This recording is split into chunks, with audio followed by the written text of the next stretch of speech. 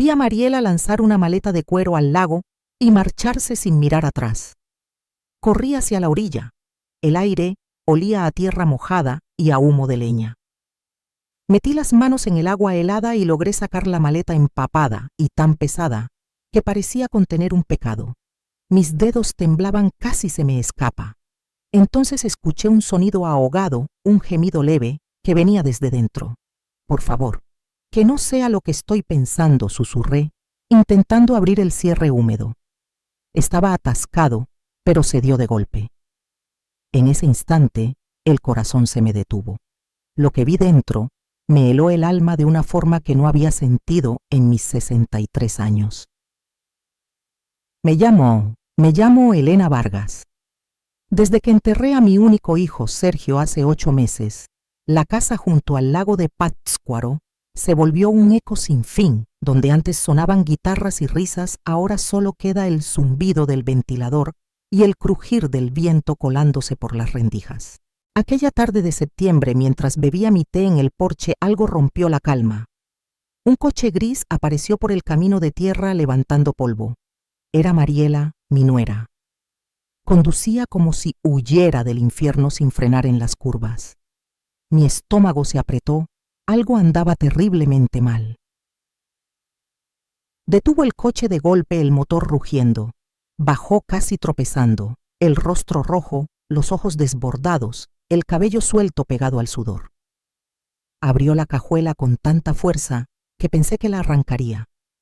Fue entonces cuando vi la maleta, la misma de cuero marrón que le regalé el día de su boda. Para que guardes tus sueños donde nadie los toque, le dije aquella vez. Qué ironía más cruel. Mariela la arrastró con torpeza. Se notaba el peso. Le temblaban los brazos, respiraba entrecortado. Miró a los lados nerviosa, culpable, como si el aire mismo la estuviera juzgando. Mariela, grité desde el porche, pero no respondió. Tal vez no me oyó. Tal vez no quiso hacerlo. Caminó hasta la orilla. Cada paso suyo parecía un castigo. No solo cargaba una maleta, cargaba un secreto. La balanceó 1 o 2 veces, y a la tercera la lanzó. El golpe del agua sonó como un disparo. La superficie del lago se estremeció, el sol se reflejó en ondas doradas antes de tragársela. Mariela volvió corriendo al coche, arrancó y desapareció por el camino de polvo, dejando tras de sí un silencio que pesaba más que la tarde. Me quedé quieta. El calor, el lago, la maleta, todo se volvió irreal. Un escalofrío me recorrió la espalda. Mis piernas reaccionaron antes que mi mente. Bajé las escaleras, crucé el jardín y tomé el sendero. Corrí como no lo hacía desde hacía años. El aire me cortaba la garganta. Cuando llegué al borde del lago, el cielo ya empezaba a teñirse de cobre. La maleta seguía flotando, hundiéndose despacio. El cuero estaba oscuro, hinchado por el agua. Sin pensar me metí al lago. El frío me mordió las piernas, el lodo me succionaba los pies. Extendí los brazos y tiré del asa. Pesaba como si dentro hubiera piedras. Tiré otra vez jadeando. El agua me golpeaba la cara. Finalmente logré arrastrarla hasta la orilla. Y entonces lo escuché, un sonido débil, casi un lamento desde adentro. Mi sangre se congeló. No puede ser, susurré desesperada. Busqué el cierre oxidado, resbaloso. Mis dedos se negaban a obedecer. Vamos, repetía entre dientes con lágrimas nublándome la vista. Forcé el cierre 1 vez, 2, hasta que cedió. Abrí la tapa. El aire se me quedó atrapado en el pecho. Dentro, envuelto en una manta celeste empapada, había un bebé. Tan pequeño, tan frágil, tan inmóvil. Su piel pálida, los labios morados, los párpados cerrados. No se movía. Dios. No, murmuraba apenas respirando. Lo saqué con cuidado, temblando. Estaba frío, casi sin peso. Su cabecita cabía en la palma de mi mano. El cordón umbilical aún colgaba atado con un pedazo de hilo rústico, no con una pinza. Alguien lo hizo en secreto, pensé horrorizada. Acerqué mi oído a su pecho. Nada. Silencio. Luego puse mi mejilla sobre su nariz y sentí una exhalación leve tan débil que creí imaginarla. Pero estaba ahí. Tom estaba vivo. Apenas pero vivo. Lo apreté contra mi pecho y mis piernas casi cedieron. Corrí hacia la casa empapada, el agua chorreando los pies, sangrando por las piedras. No sentía dolor, solo urgencia. Entré gritando sin saber qué decía quizás. Ayuda quizás solo un gemido. Con una mano tomé el teléfono, con la otra lo sostuve fuerte contra mí. Marqué al 911. Los dedos me temblaban, el aparato casi se me cae. 1, 2 veces. A la tercera logré marcar. ¿Cuál es su emergencia?, dijo una voz femenina al otro lado de la línea. Un bebé. Soy Elena Vargas. Encontré un bebé en el lago. No responde. Está frío. Está morado. Por favor envíen ayuda. Señora, necesito que se calme. Dígame su dirección. Balbuceé la dirección de mi casa en las afueras de Morelia. Las palabras me salían a trompicones como si no fueran mías. La operadora me indicó que colocara al bebé sobre una superficie plana. Empujé con el brazo todo lo que había en la mesa de la cocina. Platos, papeles, un florero. Todo cayó al suelo con un estrépito que me hizo temblar, pero nada importaba. Puse al bebé sobre la mesa. Tan pequeño, tan frágil, tan inmóvil. ¿Está respirando?, pregunté. Usted dígame, respondió la voz. Mire su pecho, se está moviendo. Contuve el aire observando. Un movimiento leve, casi invisible, como un suspiro atrapado en la piel. Sí. Creo que sí. Muy poco. Pues este. De acuerdo, escuche con atención, dijo la operadora. Tome una toalla limpia y séquelo con cuidado. Luego, envuélvalo para mantenerlo caliente. La ambulancia ya está en camino. Obedecí. Corrí al baño, tomé toallas al azar. Mis manos torpes frotaban su cuerpo diminuto, tembloroso. Cada segundo era una eternidad suspendida entre el miedo y la fe. Lo envolví en toallas limpias. Lo tomé de nuevo, lo apreté contra mi pecho. Empecé a mecerlo sin pensarlo, un gesto que venía de algún rincón antiguo de mi alma. Aguanta, pequeño, le susurré. Por favor, aguanta. Ya vienen a ayudarte. Los minutos siguientes fueron los más largos de mi vida. Me dejé caer en el suelo de la cocina, el cuerpo empapado, el bebé sobre mi pecho. Canté.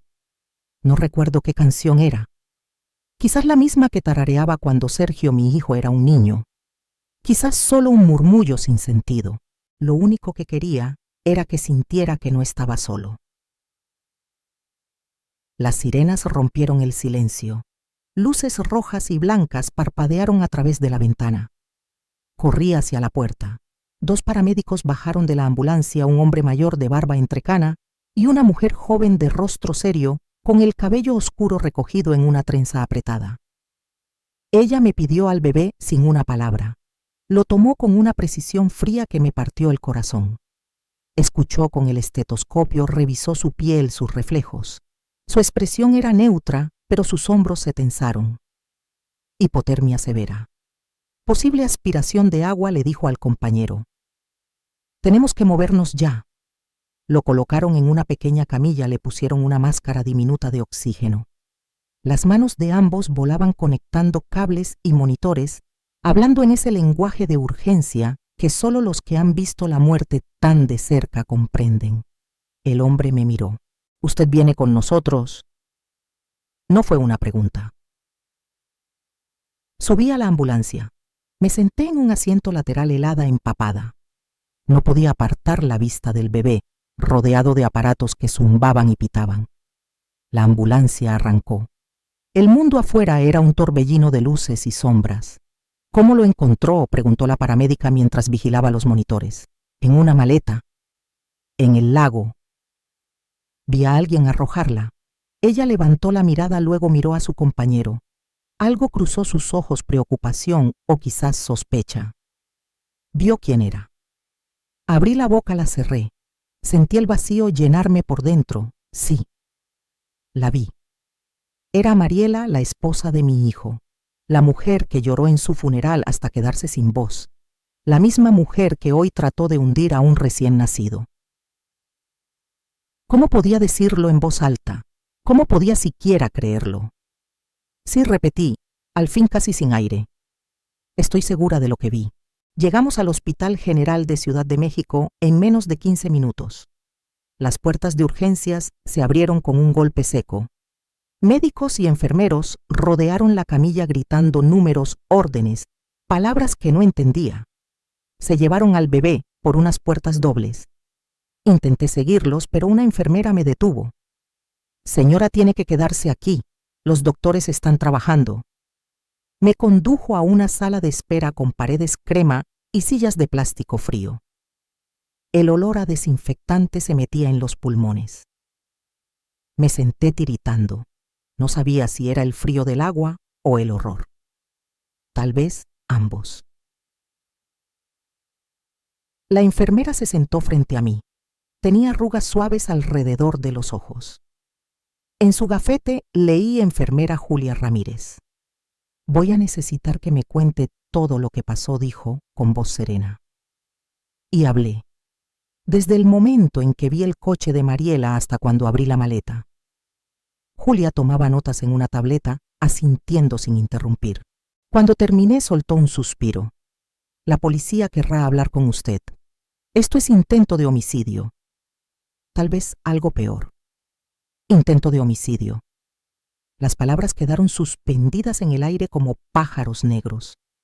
Mi nuera, la esposa de mi hijo, una asesina. No podía asimilarlo, no podía entender. Julia puso su mano sobre la mía. Usted hizo lo correcto. Salvó una vida hoy. Pero no era así como me sentía. Era como si hubiera abierto una puerta que jamás debí tocar. Como si hubiera visto el rostro oscuro de alguien a quien alguna vez llamé familia. Pasaron 2 horas antes de que un médico apareciera. Joven, tal vez de 35, con ojeras profundas y manos que olían a jabón. El bebé está estable, dijo. Está en la UCI neonatal. Sufrió hipotermia severa y aspiró agua. Sus pulmones están comprometidos. Las próximas 48 horas serán críticas. ¿Va a vivir?, pregunté con la voz quebrada. No lo sé, contestó con brutal honestidad. Haremos todo lo posible. Media hora después llegó la policía. 2 agentes, una mujer de unos 40 años, con el cabello recogido en un moño tenso, y un hombre joven que tomaba notas. Detective Laura Ibáñez, se presentó ella con voz firme. Sus ojos oscuros parecían atravesar cualquier mentira. Repitieron las preguntas una y otra vez. El coche, la hora, los movimientos de Mariela, la maleta, todo. Está completamente segura de que era su nuera totalmente. ¿Por qué haría algo así? No lo sé. ¿Dónde está ahora? No lo sé. ¿Cuándo habló con ella por última vez? Hace 3 semanas. El aniversario de la muerte de mi hijo. Laura anotó algo, levantó la vista y cruzó una mirada con su compañero. Necesitaremos que venga mañana a la delegación para hacer una declaración formal, dijo Laura Ibáñez, con ese tono que no deja espacio para objeciones. Y bajo ninguna circunstancia puede contactar a Mariela. Entendido, asentí. ¿Qué podría decirle aunque pudiera? ¿Por qué intentaste matar a un bebé? ¿Por qué lo arrojaste al lago como si fuera basura? ¿Por qué, Mariela? ¿Por qué? Los oficiales se marcharon. Julia Ramírez regresó con una manta y una taza de té humeante. Debería ir a casa a cambiarse, descansar un poco, me dijo. Pero no podía. No podía dejar solo a ese bebé, no después de haberlo sentido respirar por primera vez en mis brazos, débil, pero aferrado a la vida. Me quedé en la sala de espera mirando el suelo que reflejaba la luz de los pasillos como un espejo cansado. Julia me trajo ropa seca del almacén del hospital, pantalones de enfermera y una camiseta enorme. Me cambié en el baño. El espejo me devolvió una mujer irreconocible con la mirada hundida y el rostro demacrado. Parecía haber envejecido 10 años en una sola noche. No dormí. Me quedé en esa silla de plástico toda la madrugada mirando el reloj del muro. Cada hora me levantaba y preguntaba por el bebé. Estable pero crítico. Está luchando, repetían las enfermeras con una voz que intentaba sonar tranquila. A las 3 de la mañana apareció el padre Esteban, el sacerdote de mi parroquia. Alguien debía haberlo llamado. Se sentó a mi lado sin decir palabra. Su sola presencia llenó el silencio como un rezo sin voz. A veces eso basta, no estar completamente sola en medio del infierno. Dios nos prueba de maneras extrañas, murmuró al fin. Esto no parece una prueba, le respondí. Parece una maldición, asintió despacio. No intentó consolarme y se lo agradecí más que a cualquier sermón. Cuando el sol comenzó a insinuarse por las ventanas, supe que ya no habría vuelta atrás. Había cruzado una frontera invisible. Había visto algo que no podía olvidar, y lo que viniera después tendría que enfrentarlo, porque ese bebé, ese pequeño ser que respiraba con dificultad en la habitación contigua, se había convertido en mi responsabilidad. No lo había elegido, pero tampoco podía abandonarlo. No después de haberlo sacado del agua, no después de sentir su corazón débil latir contra el mío. El amanecer llegó sin que me diera cuenta. La luz se filtraba por los ventanales pintando todo de un naranja pálido casi irreal. Había pasado toda la noche en esa misma silla. Me dolía la espalda, los ojos me ardían, pero no podía irme. Cada vez que cerraba los ojos, veía la maleta hundiéndose. Veía el cuerpecito inmóvil, los labios morados. A las 7 Julia volvió con café y un sándwich envuelto en papel aluminio. «Necesita comer algo», me dijo poniéndolos en mis manos. No tenía hambre, pero comí. Lo hice por ella porque seguía allí observando. El café me quemó la lengua. El pan sabía a polvo, pero lo tragué igual. Fingía ser una mujer normal en una mañana normal haciendo cosas normales. «El bebé sigue estable», dijo Julia sentándose a mi lado. «Su temperatura está subiendo, los pulmones responden al tratamiento». «Es buena señal. Puedo verlo», negó con la cabeza. «Aún no. Solo familiares directos. Y ni siquiera sabemos quién es su familia». Familia. La palabra me golpeó en el pecho como una piedra. Ese niño tenía una madre, Mariela, pero ella había intentado matarlo. ¿Y el padre, dónde estaba? ¿Por qué nadie lo buscaba? Las preguntas se amontonaban como olas rompiendo dentro de mi cabeza. A las 9. Laura Ibáñez regresó. Esta vez estaba sola. Traía una carpeta en las manos. Se sentó frente a mí con el ceño tenso y los labios apretados. «Señora Vargas, necesito hacerle algunas preguntas más», dijo abriendo el expediente. «Ya le conté todo lo que sé». «Lo sé, pero han surgido algunas inconsistencias». La palabra cayó entre nosotras como una sombra. Sentí un nudo formarse en mi estómago. ¿Qué tipo de inconsistencias? Laura sacó una fotografía y la deslizó hacia mí sobre la mesa. Era el coche de Mariela el mismo, pero no estaba junto al lago. Estaba en un estacionamiento. Esta imagen fue captada por una cámara de seguridad en un supermercado a 30 minutos de aquí ayer, a las 5:20 de la tarde. 5:20, 10 minutos después de que yo jurara haberla visto lanzar la maleta. Imposible. Miré la foto una y otra vez. Era su coche, matrícula color todo. Tiene que haber un error, dije. Yo la vi. Estuve allí. La vi tirar la maleta. Lo dije, pero mi voz sonaba hueca, débil. Laura se inclinó hacia adelante, su mirada se volvió más aguda. «Señora Vargas, necesito que sea completamente honesta conmigo. ¿Cómo era su relación con Mariela? ¿Se llevaban bien?» Ahí estaba la verdadera pregunta. Nunca nos habíamos llevado bien. Desde el día en que Sergio me la presentó, supe que algo en ella no encajaba. Demasiado perfecta, demasiado calculadora, demasiado pendiente del dinero que mi hijo ganaba como ingeniero. No éramos cercanas, admití. La culpa usted por la muerte de su hijo. Que mi voz sonó más fuerte de lo que pretendía. Es una pregunta sencilla, dijo Laura, sin pestañear. La culpa por el accidente. El accidente. Así lo llamaban todos. Sergio conducía de regreso a casa después de cenar con Mariela. Llovía. El coche patinó. Chocó contra un árbol. Mi hijo murió en el acto. Ella apenas con unos rasguños. Siempre me pareció extraño, conveniente incluso. Pero nunca tuve pruebas. Solo el dolor buscando un culpable. No veo qué tiene eso que ver con el bebé. Laura cerró la carpeta. Tiene todo que ver, respondió. No hemos podido localizar a Mariela. Desapareció. Sus palabras me cayeron como un balde de agua helada. ¿Cómo que desapareció? Su casa está vacía, su teléfono apagado, y usted es la única persona que afirma haberla visto ayer.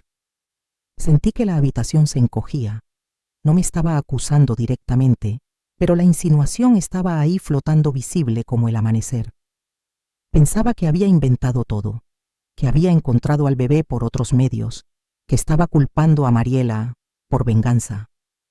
No mentí, dije entre dientes. Vi lo que vi. Laura sostuvo mi mirada unos segundos antes de responder. Entonces debemos encontrar a Mariela, y pronto, porque si ella es la madre de ese bebé, su vida corre peligro. Hizo una pausa, y si no lo es, entonces tenemos un misterio aún más oscuro entre manos. Laura Ibáñez se levantó despacio y me entregó una tarjeta con su número. Si recuerda algo más, cualquier detalle, llámeme. Salió dejándome en el silencio del pasillo rodeada por el eco de mis propios pensamientos. Me quedé allí con la tarjeta en la mano, preguntándome si estaba perdiendo la cordura. Había visto a Mariela, lo juraba, pero la duda comenzaba a filtrarse dentro de mí lenta y venenosa. ¿Y si me equivoqué? Equivoqué. ¿Y si no era ella? ¿Y si mi dolor, mi resentimiento me hicieron ver lo que quería ver? El padre Esteban regresó al mediodía con el sol entrando a través de las ventanas y reflejándose en su crucifijo. Sostenía un rosario entre las manos. ¿Rezamos?, preguntó. Nunca fui una mujer religiosa, pero en ese momento necesitaba creer en algo aunque fuera una mentira hermosa. Asentí. Rezamos juntos en voz baja. Las palabras familiares me arrullaron como si por un instante el mundo dejara de doler. Cuando terminamos respiré más despacio. La policía cree que estoy mintiendo, le dije. La verdad siempre sale a la luz, respondió él. Aunque tarde, pero no teníamos tiempo.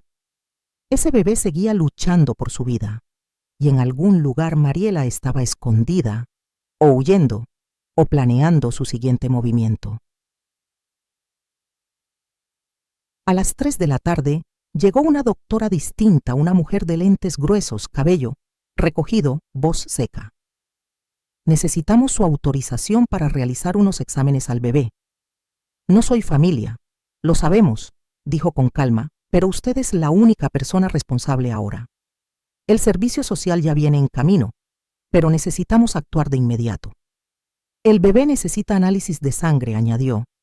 Debemos descartar posibles daños o exposición a sustancias. Firmé sin leer. Las letras bailaban frente a mis ojos. Lo único que quería era que lo salvaran. 2 horas después apareció la trabajadora social, Marcia Ortega, joven, demasiado joven para cargar con historias como la mía. 25 quizá. Llevaba un traje gris y una sonrisa tan profesional como distante, señora Vargas dijo. Sentándose frente a mí, necesito hacerle algunas preguntas sobre su situación. Entiendo que fue usted quien encontró al bebé, ¿correcto? Otra vez, la historia, otra vez las preguntas. Pero Marcia no me miraba con sospecha, me miraba con compasión, y eso era peor. ¿Vive sola? Sí, tiene un ingreso estable. Recibo la pensión de mi difunto esposo y tengo algunos ahorros. ¿Antecedentes penales? No. ¿Problemas de salud mental? Depresión, ansiedad. Dudé. Después de la muerte de Sergio tomé antidepresivos por 3 meses. El médico dijo que era normal. que el duelo necesita ayuda a veces. Tuve depresión, admití. Pero ya pasó. Marcia notó algo que no alcancé a leer. El bebé necesitará un hogar temporal cuando sea dado de alta. Si llega a ser dado de alta, agregó bajando la voz. El servicio social buscará una familia adoptiva certificada. Mientras tanto, permanecerá bajo custodia del Estado. Custodia del Estado. Las palabras se sintieron como un golpe seco en el pecho. Ese niño que había sostenido contra mí, que respiró por primera vez en mis brazos, ahora sería entregado a extraños, reducido a un expediente, a un número. ¿Y si yo quisiera?, dije sin pensar. ¿Y si quisiera cuidarlo yo? Marcia levantó la mirada sorprendida. Señora Vargas, usted tiene 63 años. No es madre adoptiva certificada, no tiene parentesco legal con el menor y está involucrada en una investigación activa. Yo no hice nada malo, le respondí. Le salvé la vida. Lo sé, dijo ella con un suspiro, pero el sistema tiene reglas. El bienestar del niño está primero. Su edad, su estado emocional. Debemos considerarlo. Sus palabras dolieron más que cualquier acusación. Demasiado vieja, demasiado frágil, demasiado rota. Quizá tenía razón, quizá era una locura, pero cuando cerraba los ojos veía su pequeño cuerpo temblando y supe con una certeza imposible de explicar que nadie más podría amarlo como yo. Toda esa noche, después de 36 horas, Julia Ramírez me convenció de volver a casa. Necesita ducharse, descansar. Si algo cambia, la llamaremos, me aseguró. Conduje de regreso mientras el sol se hundía tras los cerros. El lago brillaba a mi derecha, cubierto por una bruma rosada.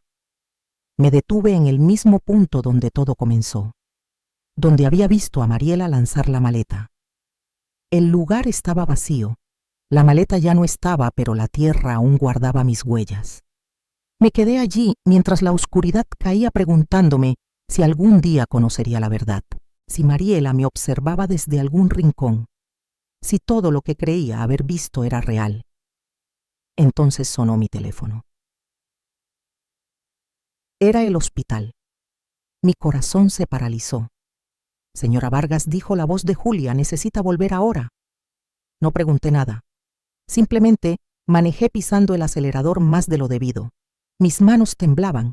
Mi corazón golpeaba tan fuerte que casi ahogaba el sonido del motor. Julia no había explicado nada más por teléfono. Solo vuelva ahora. 2 palabras que contenían todos los miedos posibles. El bebé había muerto. Esa fue mi primera certeza. ¿Por qué si no me llamarían así? Había luchado 2 días y quizá su pequeño cuerpo ya no podía más. No había sido suficiente. No había sido lo bastante rápida. Estacioné mal cruzando 2 lugares. Corrí hacia las puertas de urgencias. Julia me esperaba allí con una expresión tensa, pero en sus ojos había algo más. «Está vivo», dijo, antes de que pudiera preguntar. «El bebé está vivo, pero tiene que venir conmigo». La seguí sin pensar a través de pasillos que no reconocía. Subimos por el ascensor al 3er piso, pasamos frente a la UCI neonatal. Seguimos caminando hasta llegar a una pequeña sala de conferencias. Dentro estaban Laura Ibáñez, Marcia Ortega y un hombre que no conocía, mayor, quizá de 60 años, con traje oscuro y lentes que brillaban bajo la luz blanca del techo. Y en ese instante supe que algo importante estaba por revelarse. Algo que cambiaría todo lo que creía saber sobre Mariela, sobre el bebé y sobre mí misma. El hombre del traje oscuro tenía ese aire que solo los abogados y los que ocultan verdades saben mantener. «Por favor, siéntese», dijo Laura Ibáñez, señalando la silla frente a mí. Mis piernas parecían de aire, pero obedecí. Todos me observaban con una atención que pesaba en el pecho. «Recibimos los resultados del análisis de ADN del bebé», dijo Laura. Sus palabras cayeron en la habitación como una piedra en agua quieta. ADN. No entendía. ¿Por qué hicieron eso? ¿Qué estaban buscando?, pregunté cuando el silencio se volvió insoportable. Laura cruzó una mirada con el hombre del traje.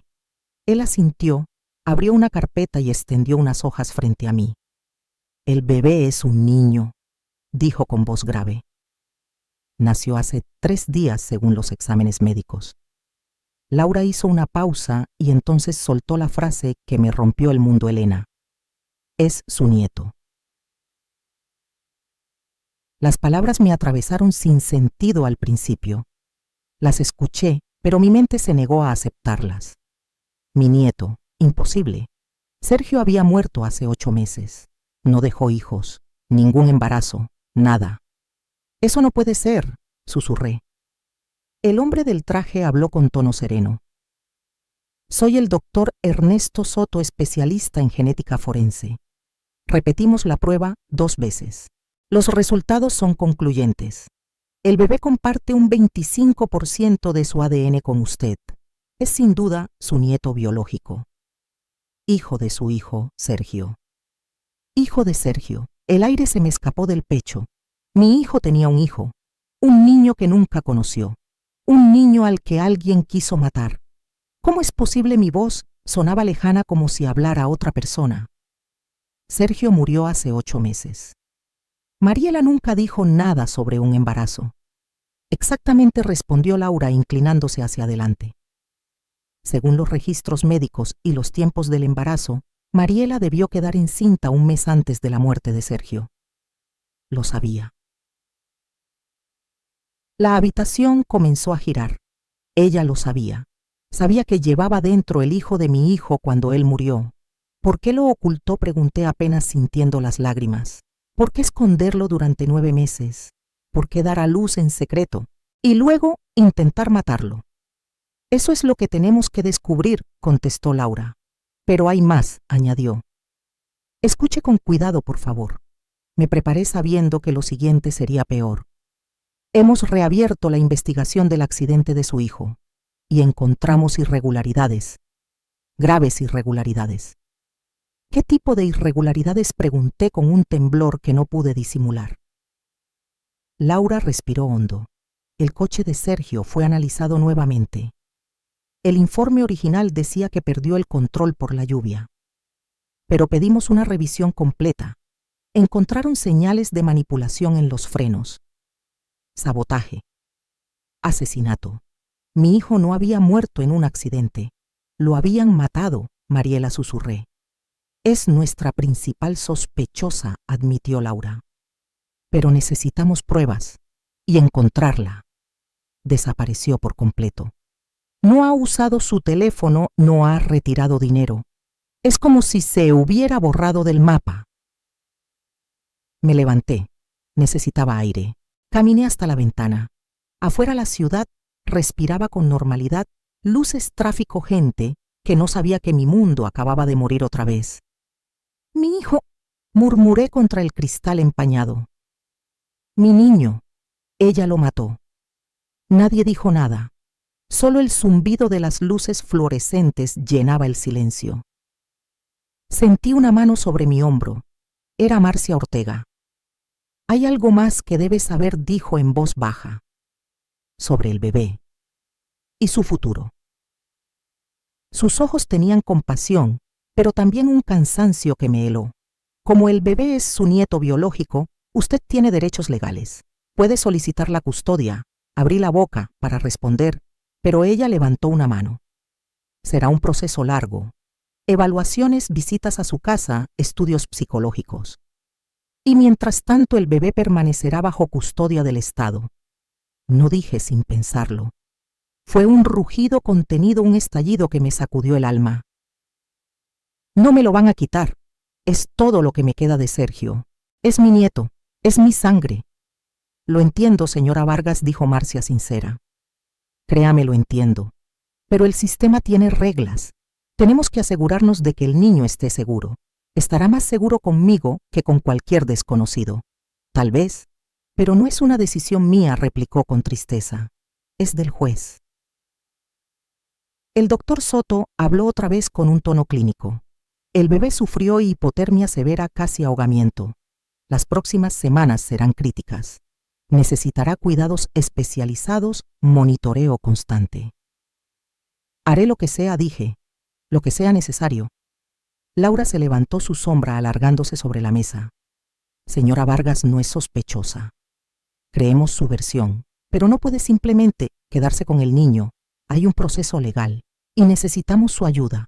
¿Cómo puedo ayudar? Piense, dijo Laura. Mariela alguna vez mencionó un lugar, una casa, un pariente, alguien con quien pudiera esconderse. Cerré los ojos. Durante 3 años de matrimonio, Mariela fue un fantasma amable, siempre presente, pero nunca revelando nada. No hablaba de su infancia, ni de su familia, ni de su pasado. Y entonces lo recordé. Tiene una tía, dije, en el norte, cerca de la frontera. Sergio lo mencionó una vez. Dijo que Mariela había crecido con ella en Tijuana. Laura anotó rápido. No, hombre, no lo sé. Sergio nunca lo dijo. Es un comienzo, respondió. Uno a uno todos salieron de la sala. Solo quedó Julia Ramírez silenciosa, firme, con una mirada que me sostuvo en medio del derrumbe. ¿Quiere ver a su nieto?, preguntó. Asentí sin voz.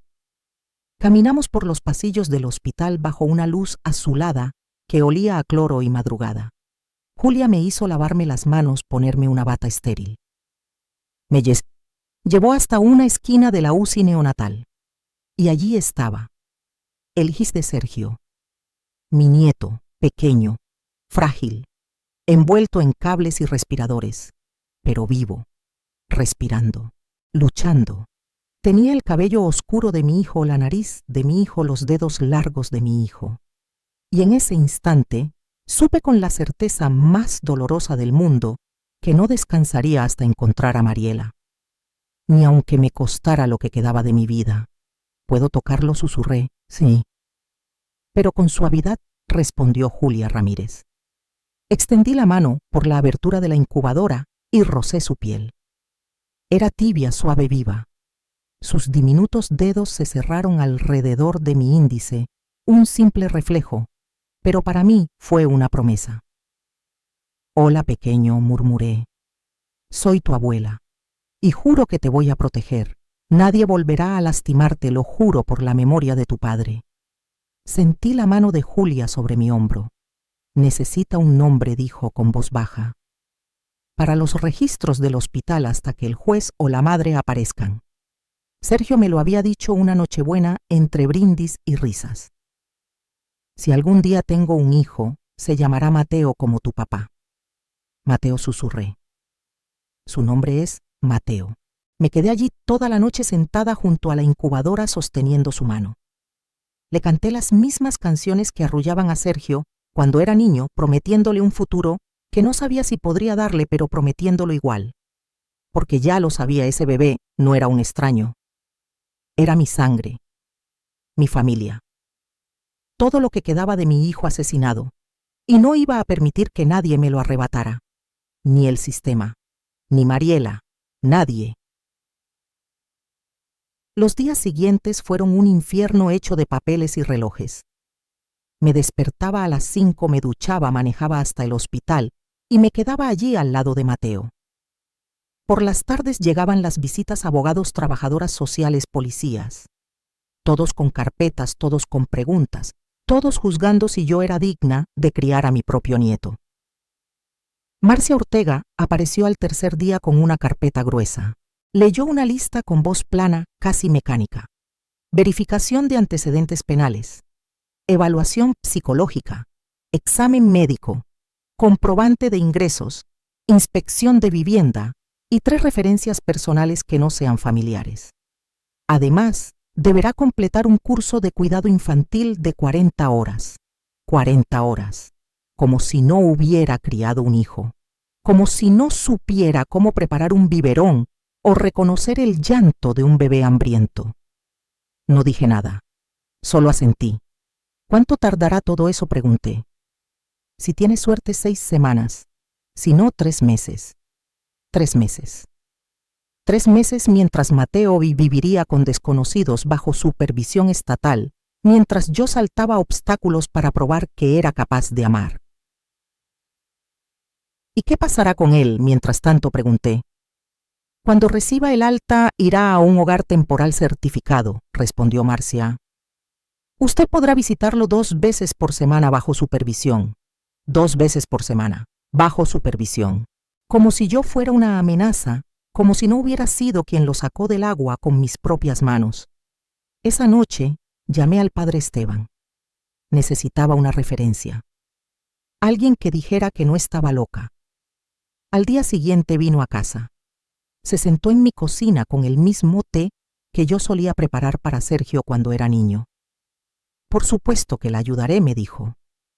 Usted es una de las mujeres más fuertes que conozco. Ese niño tiene suerte de tenerla. Pero yo no me sentía fuerte. Me sentía vieja, cansada, temerosa. Tenía 63 años.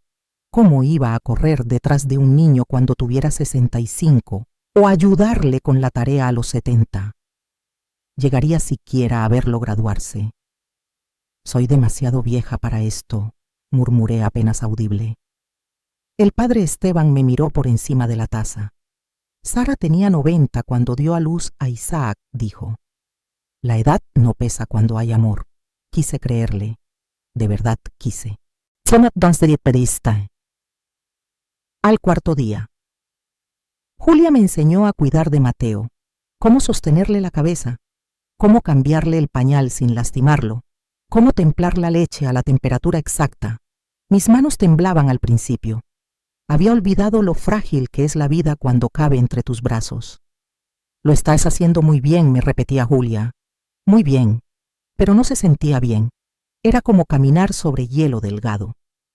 Un solo error y todo podría quebrarse. El quinto día. Laura Ibáñez regresó con nuevas noticias. Encontramos a la tía de Mariela, dijo. Vive en un pueblo cerca de Tijuana. Fuimos a hablar con ella. Afirma no verla desde hace 2 años. Dice que discutieron, que Mariela le debía 3,000 pesos y nunca los pagó. Siempre el dinero. Siempre volvía al dinero con Mariela. Sergio ganaba bien como ingeniero, 7,000 pesos al mes, más ahorros más un seguro de vida, por 200,000. Mariela era la beneficiaria. ¿Recibió el dinero?, pregunté. Sí, respondió Laura. Hace 4 meses, la aseguradora transfirió 200,000 pesos a su cuenta. 2 semanas después, movió todo a una cuenta offshore en las Islas Caimán. La rabia me subió a la garganta como fuego. 200,000 pesos, el precio de la vida de mi hijo. Y ella los escondió mientras planeaba ahogar al suyo. ¿Por qué?, pregunté sintiendo el temblor en mi voz. ¿Por qué matar al bebé? Pudo haberlo entregado en adopción. Pudo haberlo dejado en un hospital. ¿Por qué intentar matarlo? Laura guardó silencio un momento. Tenemos una teoría, dijo al fin. Investigamos las finanzas de Sergio. 2 semanas antes de morir cambió su testamento. Me quedé inmóvil. Laura continuó. Dejó todo a sus futuros hijos, no a Mariela, a sus hijos. El aire se me escapó del cuerpo. Sergio lo sabía. Sabía que ella estaba embarazada y cambió su testamento para proteger a su hijo. Ella lo mató por dinero, susurré. Creemos que sí, confirmó Laura. Y cuando descubrió que el dinero iría al bebé si nacía vivo, decidió eliminarlo también. La maldad de aquello me dejó sin palabras. Había matado a mi hijo, cargado su embarazo, dado a luz en secreto e intentado ahogar a su propio bebé. Todo por dinero. ¿Tienen suficiente para arrestarla?, pregunté. Cuando la encontremos, sí, pero sigue desaparecida. Es inteligente. Sabe que la estamos buscando. Los días se convirtieron en semanas. Mateo se hacía más fuerte. Los médicos, uno por uno, fueron retirando los tubos, y cada respiración suya era para mí una victoria. Y una promesa que algún día su madre pagaría por todo. Mateo comenzó a respirar solo, a comer solo, a llorar con una fuerza que hacía vibrar las paredes del hospital. Los médicos lo llamaban un milagro clínico. Pero yo sabía la verdad. No era la ciencia, era voluntad. Era el espíritu de Sergio respirando dentro de él, aferrándose a la vida, negándose a rendirse. Cumplí con todos los requisitos. Los antecedentes penales limpios. El examen médico impecable para mi edad. La evaluación psicológica fue otra historia. Una muchacha con lentes, voz suave y mirada inquisitiva me interrogó durante 3 horas. ¿Cómo sobrellevó la muerte de su hijo? ¿Qué siente hacia Mariela? ¿Está intentando reemplazar a Sergio con este bebé? Esa última pregunta me encendió la sangre. No estoy reemplazando a nadie, le dije. Estoy salvando a mi nieto. Es distinto. Ella anotó algo en su libreta. No supe si era a mi favor o en mi contra. La inspección de la casa fue aún peor. 2 mujeres con carpetas revisaron cada rincón, como si esperaran encontrar un secreto sucio. Abrieron mis armarios, revisaron el refrigerador, midieron las ventanas, contaron detectores de humo. Necesitará una cuna certificada, un cambiador, puertas de seguridad, cerraduras en los gabinetes protectores de enchufes, enumeró una de ellas. Gasté mis últimos ahorros en esas cosas. Mi pensión no alcanzaba ni para los pañales, pero no me importaba. Mateo valía cada peso. El curso de cuidado infantil fue la peor humillación. 15 madres jóvenes y yo, la anciana del fondo, que parecía haberse metido por error. La instructora, una chica de 25 años, recitaba lo básico con tono de maestra de kinder. Los bebés comen cada 3 horas. Los bebés lloran cuando tienen hambre o frío. Nunca sacudan a un bebé.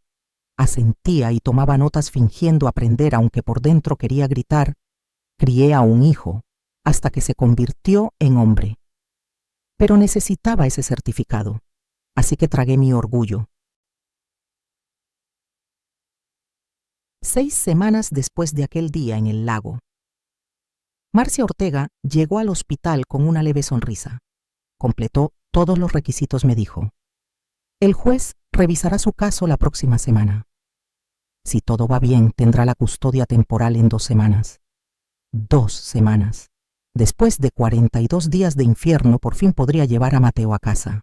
Pero esa misma noche, cuando el mundo parecía calmarse, mi teléfono sonó. Era Laura Ibáñez. Su voz era tensa. Elena, necesito que venga a la delegación ahora. Encontramos algo sobre Sergio que tiene que ver. Llegué con un nudo en el estómago. Laura me esperaba en la entrada. Su rostro, normalmente firme, se veía endurecido por algo más profundo que cansancio. Me guió por un pasillo estrecho hasta una sala gris. En el centro, una mesa con una caja de cartón. Dentro reconocí las pertenencias de Sergio, su cartera, su reloj, su teléfono destrozado. ¿Por qué me muestras esto?, pregunté. Logramos desbloquear su teléfono, respondió Laura. Nuestro técnico tardó semanas y encontramos algo. Sacó un sobre manila, lo abrió con cuidado y extendió varias hojas impresas sobre la mesa. Eran capturas de mensajes entre Sergio y Mariela 2 semanas antes del accidente. Leí el primero. Sergio, necesitamos hablar. Se trata del bebé. Mariela, no sé de qué hablas. Sergio. Encontré la prueba de embarazo en el baño. ¿Por qué no me lo dijiste? Hubo un silencio de 3 horas. Luego ella respondió: Mariela, no estaba lista para decírtelo. Tenía miedo, Sergio. ¿Miedo de qué? Soy tu esposo. Vamos a ser padres. Es maravilloso, Mariela. No quiero tenerlo. Sentí que me arrancaban el aire. Seguí leyendo con las manos temblando. Sergio, ¿qué quieres decir con que no quieres tenerlo, Mariela? No estoy lista. No quiero ser madre. Quiero vivir, viajar, no cargar con un bebé. Sergio, es nuestro hijo, Mariela. Es un error, Sergio. No digas eso. Podemos hacerlo funcionar, te ayudaré. Mi madre nos ayudará, Mariela. No quiero ayuda. Quiero mi vida de vuelta. Las palabras se volvían cuchillos, cada una más fría que la anterior. El último intercambio fue un día antes del accidente. Mariela, hablé con un abogado. Si decides tenerlo, me divorciaré. Si no lo haces, pelearé la custodia. No voy a dejar que dañes a mi hijo. Sergio, es una amenaza. Silencio. Al día siguiente, él estaba muerto. Las hojas se me cayeron de las manos. Las lágrimas me nublaban la vista. Ella lo mató, murmuré. Lo mató porque él iba a proteger al bebé. Eso creemos, dijo Laura con voz grave. Pero hay más. Revisamos los registros telefónicos de Mariela, continuó. Hizo 3 llamadas esa semana a un mecánico independiente, Carlos Medina, y que dijo nada al principio. Pero cuando le mostramos las transferencias de dinero que ella le hizo, 2,000 pesos el día antes del accidente, se quebró. Admitió que Mariela le pagó para sabotear los frenos del coche de Sergio. Tuve que sentarme. El mundo se me cerró en los oídos. Ella lo había planeado todo. Había comprado la muerte de mi hijo y lo había hecho pasar por un accidente. ¿Por qué él aceptó?, pregunté con la voz hecha cenizas. Deudas, contestó Laura. Apuestas. Le debía 15,000 pesos a gente peligrosa. Ella le ofreció 2,000 de inmediato y 3,000 más después. Aceptó. Está bajo arresto como cómplice. ¿Y Mariela? Tenemos una orden de captura por homicidio y tentativa de homicidio, respondió. Pero sigue desaparecida. Es como un fantasma. Me quedé allí en esa sala helada, tratando de entender el infierno que acababa de escuchar. Mi hijo había muerto intentando proteger a su bebé. Y ahora ese bebé, su hijo, estaba vivo, aferrado al mundo con lo poco que tenía mientras su madre seguía suelta. ¿Qué pasa ahora?, pregunté. Seguimos buscándola, dijo Laura. Su rostro está en aeropuertos, fronteras, hospitales. Alguien la verá. Nadie desaparece para siempre. Pero yo no estaba tan segura. Mariela no era cualquiera. Había sido más inteligente, más calculadora, más fría de lo que jamás imaginé. Y si había planeado el asesinato de Sergio con tanta precisión, entonces también había planeado su huida. Y yo sabía en el fondo que esto apenas estaba comenzando. Esa noche regresé al hospital. Me senté junto a la incubadora de Mateo, observando su respiración tranquila, su rostro diminuto, ajeno al horror que lo había traído al mundo. No sabía nada de la crueldad que lo rodeaba. Su vida había costado la de su padre. Su madre había intentado borrarlo. Y yo era lo único entre él y un sistema frío que lo veía como un número más. Tu papá te amaba, le susurré. Murió protegiéndote. Y yo voy a terminar lo que él empezó. Te lo prometo. Julia Ramírez apareció con 2 vasos de café. Se sentó a mi lado sin decir nada. El sonido de las máquinas llenaba el silencio. Escuché lo de los mensajes, dijo al fin. Lo siento, Elena. Yo tampoco sabía que Sergio podía ser tan fuerte, respondí. Siempre fue bondadoso, pero en esas palabras era un guerrero. Luchaba por su hijo. Julia asintió. El amor te vuelve más fuerte de lo que imaginabas, murmuró. Tenía razón. Lo estaba viviendo.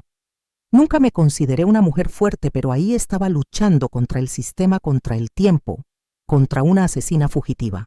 Todo por ese bebé. Los días siguientes fueron de preparación. Convertí la habitación de Sergio en la de Mateo. Guardé los pósters viejos de rock, los trofeos, las fotos de universidad. Pinté las paredes de un amarillo suave. Armé la cuna, el cambiador, colgué un móvil musical que tocaba melodías de cuna. Cada clavo, cada brochazo dolía. Era como borrar las huellas de mi hijo, pero también era una promesa. Mateo estaba vivo. Necesitaba un lugar para crecer. El padre Esteban vino a bendecir la habitación. Roció agua bendita, murmurando oraciones por la protección del niño, por mi fortaleza, por justicia. Dios tiene un plan, dijo. Aunque a veces no podamos entenderlo, ¿qué tipo de plan implica matar a un hombre bueno y casi ahogar a un bebé? Pregunté con amargura. El tipo de plan que transforma el mal en redención, respondió él sin dudar. Mariela quiso destruir a su familia, pero mire, Sergio dejó un legado. Usted encontró un propósito, y ese niño sobrevivió contra todo. El mal no ganó. El amor sí. Quise creerle. Algunos días podía, otros solo veía oscuridad. La audiencia se programó para un martes. usé el mismo conjunto negro que había llevado al funeral de Sergio. Marcia Ortega me acompañó. Entramos en una sala pequeña, iluminada por luces blancas que hacían brillar el polvo suspendido en el aire. La jueza, una mujer de unos 50 años, cabello gris, recogido. Expresión severa, pero con ojos humanos, revisó mis documentos certificados, referencias, evaluaciones, el informe de la casa. Leyó cada página con precisión quirúrgica. Finalmente levantó la mirada. Señora Vargas, dijo, he revisado su caso con detenimiento. Es inusual que una mujer de su edad solicite la custodia de un recién nacido. Pero también es inusual que una abuela salve a su nieto de morir ahogado. Mi corazón latía tan fuerte que podía oírlo. Hablé con el hospital, con las trabajadoras sociales, con las referencias, continuó. Todos coinciden, usted es dedicada, amorosa, capaz. Ese niño tuvo suerte de que estuviera allí ese día. Las lágrimas se me acumularon, pero las contuve. También leí el informe criminal, agregó. La sospecha de que la madre asesinó al padre y trató de matar al bebé es terrible. Ese niño necesita estabilidad, amor y protección. Una pausa. Silencio pesado. Y luego, las palabras que cambiaron todo. Por lo tanto, concedo la custodia temporal a la señora Elena Vargas por un periodo de 6 meses. Durante ese tiempo habrá visitas mensuales y evaluaciones. Al término, revisaremos si la custodia se vuelve permanente. Felicidades, abuela. El golpe del mazo resonó como un disparo. Pude respirar otra vez. Lloré. Allí mismo.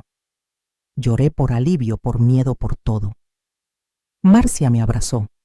Lo logró, susurró. Va a poder llevarlo a casa. 3 días después, 6 semanas después de aquel lago, llevé a Mateo a casa. Julia me ayudó a abrocharlo en la sillita del coche. Recuerde, sosténgalo siempre con cuidado, no lo abrace demasiado fuerte, vigile su respiración, me decía mientras ajustaba el cinturón. Y estoy a una llamada si me necesita. Conduje despacio 20 kilómetros por hora. Cada bache era un sobresalto. Cada coche que pasaba cerca me helaba la sangre. Pero llegamos. Entré en casa con Mateo en brazos. Lo llevé a su habitación, lo acosté en su nueva cuna. Tan pequeño, tan frágil, pero vivo, a salvo, por ahora. Las primeras semanas fueron un caos hermoso.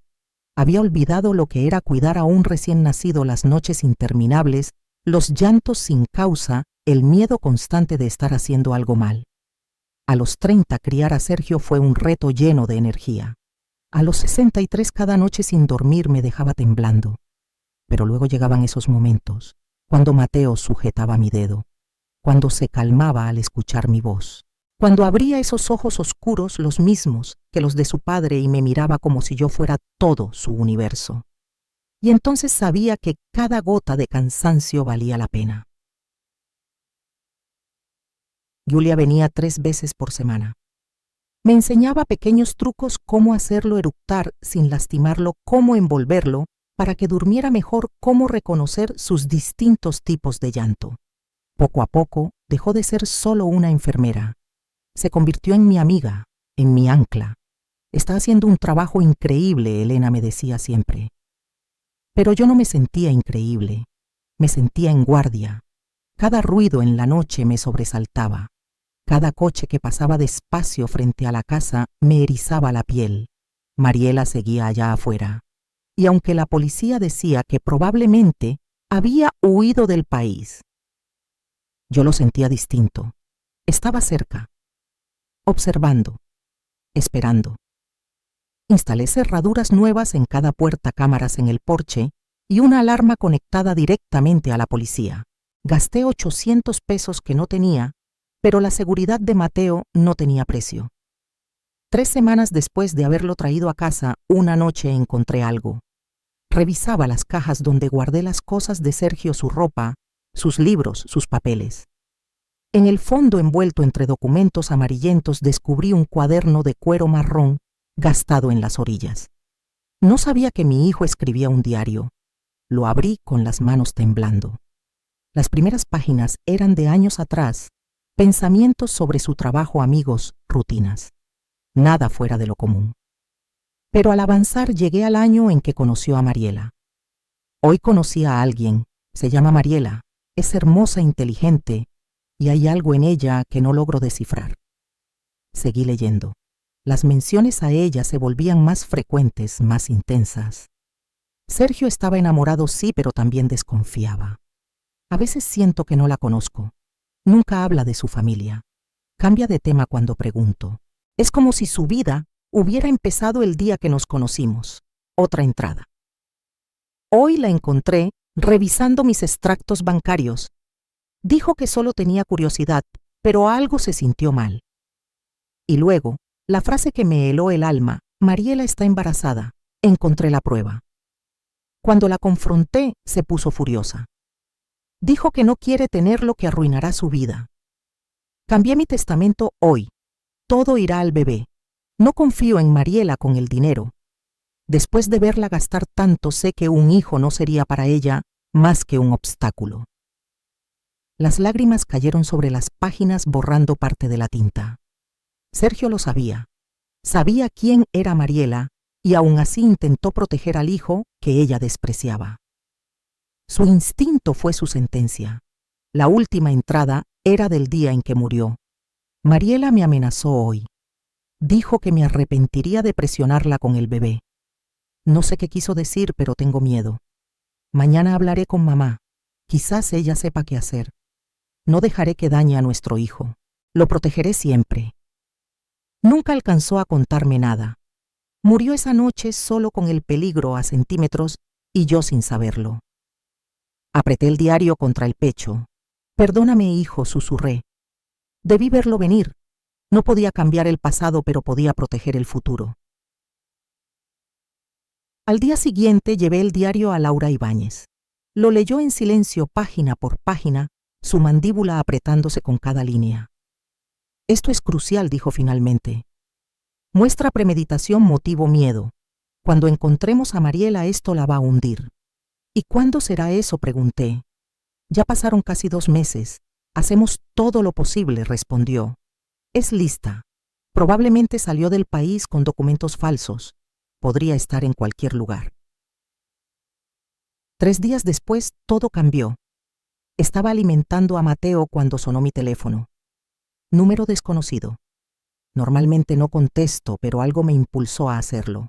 Hola, dije. Silencio. Luego, una respiración.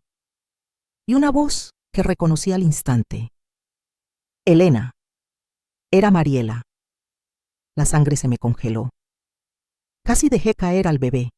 Miré alrededor como si pudiera estar escondida en algún rincón. ¿Dónde estás?, alcancé a preguntar. Eso no importa, respondió. Lo que importa es que tengo algo que tú quieres y tú tienes algo que yo quiero. No tienes nada que yo desee. Tengo la verdad sobre lo que pasó con Sergio, sobre por qué hice lo que hice. Apostaría a que quieres saberlo. Ya sé la verdad, le escupí. Leí el diario. Sé que lo mataste por dinero. Sé que eres un monstruo. Rió. Una risa hueca sin emoción. Monstruo. Qué palabra tan melodramática. No sabes nada, Elena. Sergio no era el santo que crees. No te atrevas, rugí. No te atrevas a hablar mal de mi hijo. Tranquila, dijo. Vas a llamar a la policía adelante. Cuando rastreen esta llamada ya estaré lejos. No soy idiota. Uso teléfonos desechables. Mi mente se aceleró. Tenía que mantenerla hablando. Puse el altavoz, tomé el celular con la otra mano y empecé a grabar. ¿Qué quieres, Mariela? Quiero a mi hijo, tu hijo, el mismo al que intentaste ahogar. Fue un error, un momento de locura. Tenía miedo, estaba sola. No sabía lo que hacía. Pero ya estoy mejor. Quiero a mi bebé de vuelta. Jamás. Antes muerta. Eso se puede arreglar, dijo con una calma que me heló. Escucha con atención. Quiero a Mateo y el dinero del testamento de Sergio. Los 200.000 del seguro y los 300.000 del fondo del bebé. 500,000 pesos. Todo lo que él dejó. Lo quiero. Y si me niego, entonces vendré por él. Soy su madre biológica. Legalmente tengo más derechos que tú. Y cuando me atrapen, diré que lo robaste, que me amenazaste, que inventaste la historia del lago para quedarte con él. Mi palabra contra la tuya. Y soy más joven, más creíble, más convincente. Me mareé, pero seguí grabando. ¿Cómo sé que no planeas matarnos a los dos y quedarte con todo? No lo sabes, respondió. Pero es tu única opción. El tono de su voz era un cuchillo en el aire. Trae al niño y el dinero al viejo cobertizo junto al lago. ¿Sabes cuál? Donde tú y Sergio solían pescar. Oh. Mañana a medianoche, sola. Si veo a algún policía, desaparezco y nunca volverás a saber de mí. Y tarde o temprano te quitaré a Mateo de todos modos. Mariela espera. Pero la línea se cortó. Me quedé allí temblando. Mateo en un brazo, el teléfono en el otro. Tenía la grabación. Tenía la prueba de que Mariela estaba viva y que me había amenazado. Llamé a Laura de inmediato. Le envié el audio. Perfecto, dijo. Es justo lo que necesitábamos. Ahora vamos a tenderle una trampa. Irá a esa reunión, dijo Laura Ibáñez con su voz grave y segura. Pero nosotros estaremos allí escondidos. Cuando Mariela aparezca, la atraparemos. ¿Y si algo sale mal? ¿Y si me ve con la policía y huye otra vez?, pregunté. No nos verá, se lo prometo. Tendremos francotiradores apostados y equipos en las sombras. No escapará esta vez. Y Mateo se quedará con Julia en un sitio seguro. No lo llevaría conmigo. Solo fingiría que lo había hecho. Asentí en silencio, aunque ella no podía verme al otro lado del teléfono. Un día más. Solo tenía que sobrevivir un día más. Y después Mariela enfrentaría la justicia. Por Sergio, por Mateo, por todo el dolor que había dejado atrás. No dormí esa noche. Me quedé observando a Mateo mientras dormía, grabando cada gesto, cada respiración por si algo salía mal. Tu papá te amaba, le susurré. Y yo también te amo. Mañana todo acabará. El día siguiente se arrastró con lentitud insoportable. Cada minuto pesaba como una hora. A las 9 de la mañana llegó Julia para llevarse a Mateo. Empaqué su bolso como si fuera César a estar fuera una semana, aunque esperaba tenerlo de vuelta al atardecer, pañales, biberones, su manta favorita, su pequeño gorrito azul. Mis manos temblaban mientras cerraba el cierre del bolso. Estará perfectamente conmigo, dijo Julia tomando a Mateo en brazos. Tengo su número y la policía tiene mi dirección. Nadie lo va a tocar, lo prometo.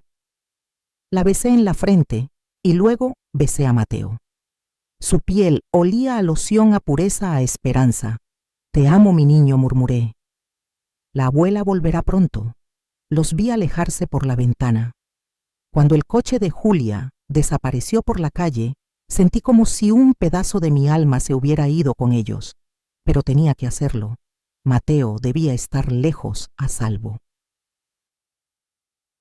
Laura llegó a las 2 de la tarde acompañada de 3 agentes vestidos de civil, 2 hombres, una mujer. En cuestión de minutos, mi sala se transformó en un centro de operaciones.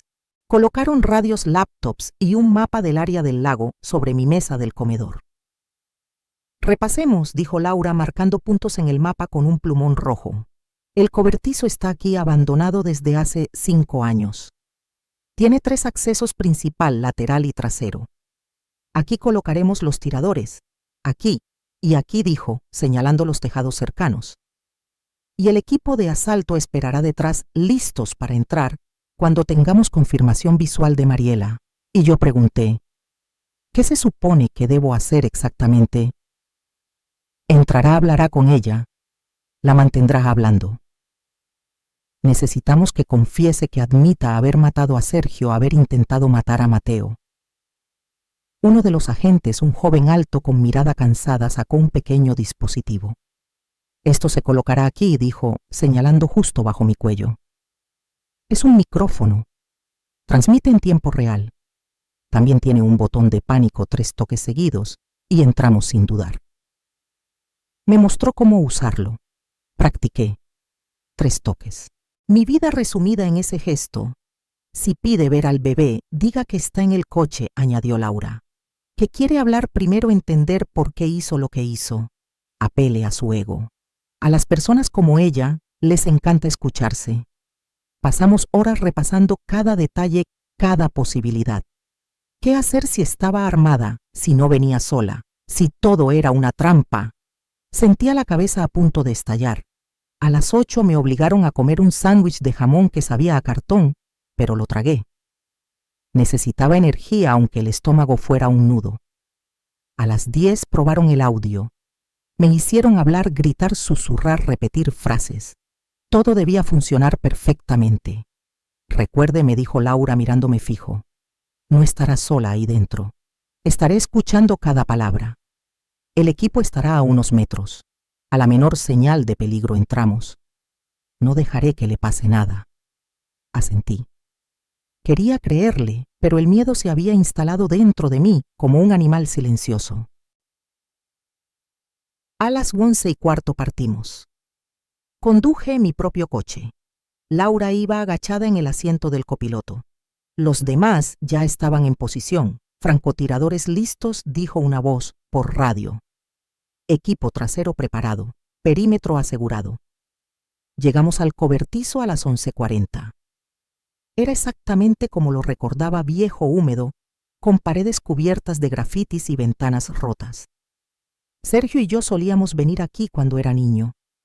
Pescábamos en el muelle, reíamos. Tiempos más simples. Laura se deslizó entre las sombras desapareciendo. Me quedé sola. Miré el reloj 11:55. 5 minutos. Cerré los ojos. Pensé en Sergio, en su sonrisa, en cómo pronunciaba mamá con cariño. Pensé en Mateo, en su futuro, en todo lo que debía tener. Una vida sin miedo, sin huir. Sepas de espante, medianoche. El teléfono vibró. Un mensaje de un número desconocido. Entra sola ahora. Salí del coche. El aire era frío cortante. Podía ver mi respiración en la oscuridad. El crujido de mis pasos sobre la grava parecía demasiado fuerte. La puerta del cobertizo estaba entreabierta. La empujé. El chirrido resonó en las paredes vacías. Dentro la oscuridad era casi total. La luz de la luna entraba por las ventanas rotas dibujando sombras que parecían moverse. Mariela, llamé con voz temblorosa. «Cierra la puerta», respondió una voz desde las sombras. La reconocí. La voz de Mariela. Obedecí. Mis ojos se adaptaron poco a poco. Y ahí estaba, de pie en el centro del cobertizo, ropa oscura, cabello más corto teñido de rubio. Parecía una versión deslavada de sí misma. «Viniste», dijo casi sorprendida. «Dijiste que querías hablar. Dije que quería a mi hijo. ¿Y el dinero? ¿Dónde están primero?» «Quiero respuestas. Quiero saber por qué», dije, con la voz más firme que pude. «¿Por qué mataste a Sergio? ¿Por qué intentaste matar a Mateo, Mariela?» Soltó una risa seca, idéntica a la que había escuchado por teléfono, esa risa sin alma que eriza la piel. «¿Por qué crees?», Elena respondió. «Por el dinero, claro. Sergio te amaba. Te dio todo». «Sergio era un ingenuo», replicó. «Hablaba de amor, de familia, de futuro. Yo solo quería libertad. Quería viajar, vivir. No estar amarradas a un bebé, ni a una casa con cortinas floreadas». «Entonces, ¿por qué te casaste con él?» «Porque era ingeniero, ganaba bien, tenía ahorros, seguro de vida. Era una inversión. Mi plan era simple: 5 años, divorcio, mitad de todo. Pero quedé embarazada. Y eso arruinó el negocio. Cada palabra era un veneno que me quemaba el alma. Le dijiste que no querías tener al bebé. Por supuesto que no quería. Pero Sergio se volvió insoportable. Cambió su testamento, lo dejó todo al niño. Así que tuve que adaptarme. Si moría mientras yo seguía embarazada, recibiría el seguro. Pero el resto sería para el bebé. La solución: matar a Sergio, dar a luz y eliminar al niño también. Así tendría todo. Su voz no temblaba. Estaba confesando con frialdad quirúrgica. Cada palabra quedaba grabada, transmitida a la policía escuchando. Pero yo necesitaba más. Contrataste a Carlos Medina para sabotear los frenos, dije. Mariela sonrió. 2.000 pesos. Una ganga considerando que gané 200.000 del seguro. La mejor inversión de mi vida. Y el bebé, pregunté, tu propio hijo. Un obstáculo más. Di a luz sola en una cabaña rentada con efectivo. Nadie sabía que estaba embarazada. Me escondí, usé ropa suelta, evité a la gente. Cuando nació pensé en abandonarlo, pero recordé el lago, donde tú y Sergio solían pescar. Parecía poético cerrar el círculo allí donde todo comenzó. Mi estómago se revolvió. Sentí el odio de una vida entera concentrado en un solo momento. Fallaste, susurré. Yo lo salvé. Si eso fue una molestia, dijo con calma. Pero no importa. Voy a terminar el trabajo. Su mano se movió lentamente. Y entonces la vi el brillo del metal bajo la manga de su sudadera. Un arma. Última oportunidad, dijo apuntándome al pecho. ¿Dónde está mi hijo? Presioné el botón de pánico. 1, 2, 3 veces. Nunca lo vas a tocar, respondí. Su dedo se movió sobre el gatillo. Todo se volvió lento. El aire, el sonido, el tiempo. El fogonazo iluminó su rostro. El disparo retumbó. El dolor me golpeó el hombro caliente ardiente. Caí hacia atrás. Y entonces el infierno estalló. Puertas rompiéndose, luces cegadoras, gritos. Policía. Suelta el arma. Al suelo vi a Mariela girar rodeada de linternas y armas. Por un instante pensé que dispararía de nuevo. Pero bajó el arma. La dejó caer. Levantó las manos. 3 agentes la inmovilizaron, la tiraron al suelo, la esposaron. Gritaba, escupía insultos, amenazas. No importaba. Estaba acabada. Laura corrió hacia mí, se arrodilló. Elena, quédese conmigo. Estoy bien, alcancé a decir jadeando de dolor. Dime que la atraparon. La atrapamos. Se acabó. La ambulancia viene en camino. Cerré los ojos. Era suficiente. Por fin. Se había terminado. Desperté en el hospital con el olor a desinfectante mezclado con el de flores frescas. Esta vez no sentía desesperación, sentía paz. El hombro dolía, pero el médico dijo que la bala había pasado limpiamente. 2 centímetros más a la izquierda y habría sido el corazón, comentó. Tuve suerte, respondí. Julia estaba sentada junto a mí, sosteniendo a Mateo. Cuando abrí los ojos, sonrió. Mira quién despertó, dijo acercándose. Alguien te extrañó mucho. Tomé a Mateo con el brazo bueno. Lo acerqué a mi pecho. Olía a talco, a vida nueva. Emitió esos pequeños sonidos felices que solo hacen los bebés. Hola, mi amor, susurré. La abuela está bien. Todo está bien ahora. ¿Qué apenas estás en pie? Laura apareció 1 hora después con flores y una sonrisa cansada. ¿Cómo se siente?, preguntó. Como alguien a quien acaban de disparar, respondí con ironía. Pero viva. Mariela está arrestada, dijo. Homicidio en primer grado por Sergio, intento de homicidio por Mateo y por usted. También fraude, conspiración, obstrucción de la justicia. Pasará el resto de su vida en prisión, sin posibilidad de libertad condicional. Sus palabras eran dulces. Justicia. Finalmente. La grabación fue perfecta. Confesó todo. Su abogado intentó alegar coacción, pero el jurado vio el video. Vieron cómo sacaba el arma, cómo disparaba. 30 minutos de deliberación. Culpable. De todo. Los meses siguientes fueron lentos pero llenos de pequeñas victorias. La fisioterapia dolía. El brazo no respondía siempre. Pero Julia venía cada día para ayudarme con Mateo. El padre Esteban traía comida caliente. Los vecinos antes distantes llegaban con platillos y palabras amables. Es una heroína, decía la señora de la casa de enfrente. Lo que hizo por ese niño, nadie lo haría. Pero yo no me sentía una heroína, solo una abuela, una mujer que había hecho lo que debía para proteger a los suyos. 2 meses después, volví a la corte. Esta vez la atmósfera era distinta. La jueza sonreía mientras revisaba los documentos. Señora Vargas, dijo, he leído todos los informes, las visitas sociales, los exámenes médicos, los progresos de Mateo. Y debo decir, estoy impresionada. Mi corazón latía como tambor. Mateo está prosperando bajo su cuidado. Está sano, feliz, amado. Usted ha demostrado ser más que capaz a pesar de todo. Gracias, su señoría, logré decir con la voz entrecortada. Por lo tanto, continuó la jueza, concedo la custodia total y permanente de Mateo Vargas a Elena Vargas con efecto inmediato. Además, dado que la madre biológica está cumpliendo cadena perpetua y ha perdido sus derechos parentales, autorizo el proceso de adopción si desea continuarlo. Adopción. Convertir en ley lo que ya era verdad en mi corazón. Mateo. Mi nieto, mi hijo, mi segunda oportunidad. No solo su abuela con custodia, dijo la jueza con voz serena, sino su madre legal. Sí, respondí sin pensarlo. Sí quiero adoptarlo. Entonces así será. Felicidades, señora Vargas. El sonido del martillo fue seco, liberador. Por primera vez en años sentí el peso de mi alma aligerarse. Era oficial, Mateo Vargas era mío. Mío para proteger, para amar, para cuidar.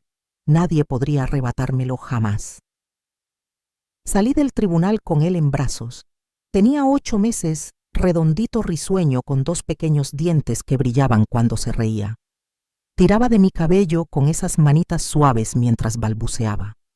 Julia y el padre Esteban me esperaban en los escalones del juzgado. Me abrazaron. Los 3 lloramos sin pudor allí mismo bajo el sol de mediodía. Lo lograste, dijo Julia, la voz quebrada de emoción. Contra todo lo lograste.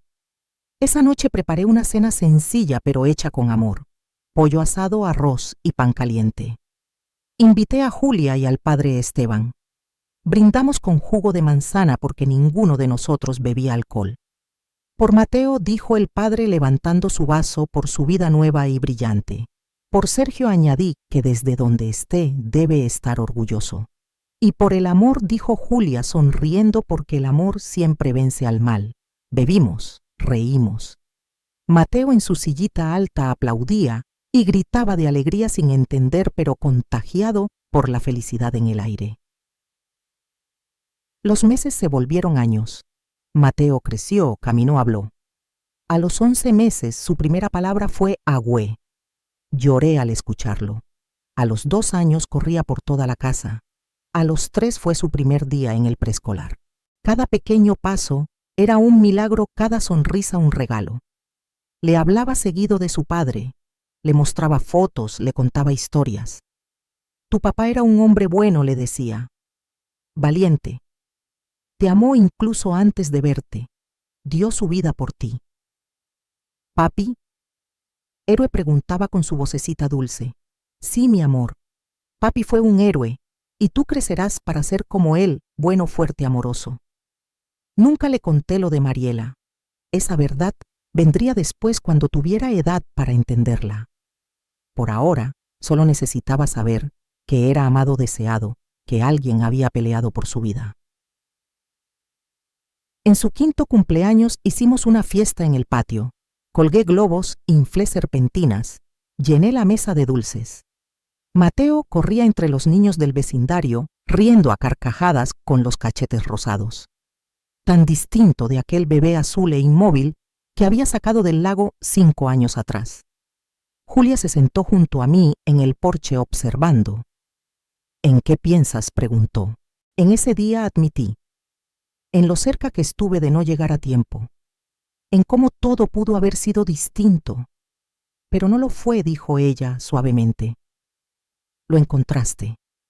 Lo salvaste. Era tu destino. O el de Sergio, susurré.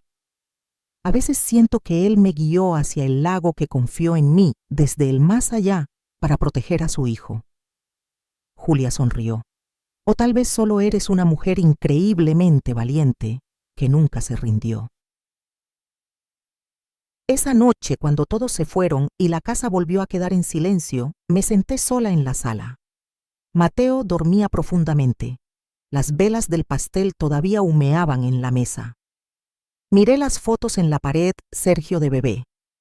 Sergio en su graduación el día de su boda. y junto a ellas las nuevas. Mateo recién nacido en el Hospital Mateo dando sus primeros pasos, su primer día de escuela. 2 vidas, 2 generaciones unidas por el amor, separadas por la tragedia. Lo logramos. Sergio le susurré a la foto. Tu hijo está a salvo. Está feliz. Está creciendo fuerte justo como querías. No podía oír su voz, pero sentí algo, una tibieza en el aire, una calma profunda. Como si él estuviera allí viéndonos orgulloso. Tal vez te habrías rendido si hubieras estado en mi lugar. Tal vez habrías pensado que eras demasiado joven, demasiado cansado, demasiado roto. O tal vez habrías hecho lo mismo que yo, porque eso hace el amor, te empuja más allá del miedo, te vuelve fuerte cuando crees que ya no puedes más. No sé lo que traerá el futuro. Sé que vendrán días difíciles. Criar a un niño a mi edad no es tarea sencilla. Pero cada día con Mateo es un regalo. Cada risa, cada abrazo, cada te amo, Agüe me devuelve la vida. A veces me quedo viéndolo dormir en su habitación, la que alguna vez fue de su padre, y lo que veo no es solo un niño, sino una promesa cumplida. La promesa que le hice a Sergio, la promesa que me hice a mí misma aquella tarde frente al lago, proteger, amar, no rendirme nunca. Algunos dicen que fue suerte que mirara por la ventana justo en ese momento. Otros creen que fue destino, tal vez ambas cosas. O quizá fue Sergio guiándome desde un lugar donde los lazos del amor nunca se rompen. Lo único que sé con certeza es esto: cuando vi esa maleta hundiéndose en el agua, cuando escuché el débil gemido dentro, cuando sentí el corazón de Mateo latiendo contra el mío, supe que nada volvería a ser igual. Y ¿sabes qué? Le doy gracias a la vida por eso. Gracias por el niño que duerme bajo mi techo, por ver los ojos de Sergio brillar de nuevo en otra mirada, por escuchar su risa renacida en esta casa vieja, por tener otra oportunidad de amar, de sentirme útil, viva. La tragedia nos toca a todos tarde o temprano. Nos arrebata lo que amamos, nos despoja de certezas. Pero lo que hacemos después, eso nos define. Yo elegí luchar, elegí amar. Elegí creer que incluso en las ruinas de la pérdida más profunda, algo nuevo puede florecer. Y floreció. Se llama Mateo. Hoy tiene 5 años, mañana tendrá 6. Y algún día, cuando yo ya no esté, llevará dentro de sí la fuerza de todos los que lo amaron. Un día Mateo será un hombre hecho y derecho, con sus propios sueños, su propio amor, quizás sus propios hijos. Y no sé si yo estaré aquí para verlo. Probablemente no. Pero sé que planté raíces profundas, que le di el valor para caminar por el mundo sin miedo, y la historia de dónde viene para que nunca olvide quién es. Le hablé de su padre, de la fuerza con la que Sergio lo defendió incluso antes de que naciera, del amor que lo sostuvo cuando todo parecía perdido. Y eso, me repito, cada noche tendrá que ser suficiente. A veces, cuando la casa se queda en silencio y solo se escucha el tic-tac del reloj antiguo del pasillo, pienso en la mujer que fui antes de aquel día junto al lago. Esa mujer cansada, vacía, que vivía rodeada de fotos y recuerdos. La mujer que había perdido el rumbo, que veía pasar los días sin sentido. Apenas la reconozco ahora. Porque la mujer que soy hoy, la que corre detrás de un niño de 5 años, que cuelga dibujos torcidos en el refrigerador, que cura rodillas raspadas y espanta monstruos imaginarios debajo de la cama, es más fuerte de lo que jamás creyó ser. Y todo comenzó con una decisión. La decisión de correr hacia el lago en vez de dar la espalda al dolor.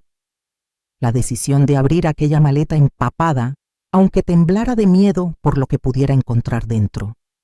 La decisión de luchar por el futuro aun cuando el pasado pesaba como una piedra sobre los hombros.